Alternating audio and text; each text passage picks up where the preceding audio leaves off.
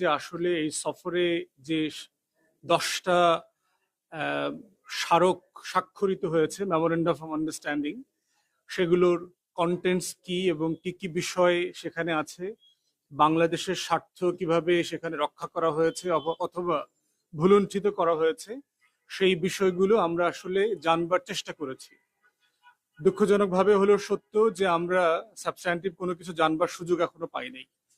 কিন্তু সোফার যেগুলো আমরা গণমাধ্যমের মারফতে জানতে পেরেছি সেটা খুবই ভয়ঙ্কর এবং বাংলাদেশের রাষ্ট্র হিসাবে স্বাধীনভাবে সার্বভৌমত্বের সাথে সাথে নিয়ে টিকে থাকবার যে লড়াই, সেই লড়াইয়ে এটা কোনোভাবেই সহায়ক বলে আমরা মনে করছি না। তাই এবি পার্টির পক্ষ থেকে আজকে আমরা বোধ করছি যে যে 10টা স্মারক স্বাক্ষরিত হয়েছে তার ভিতরে অনেকগুলো নবায়িত হয়েছে, আগেই স্বাক্ষর করা ছিল, অনেকগুলো নতুন, কোনোটার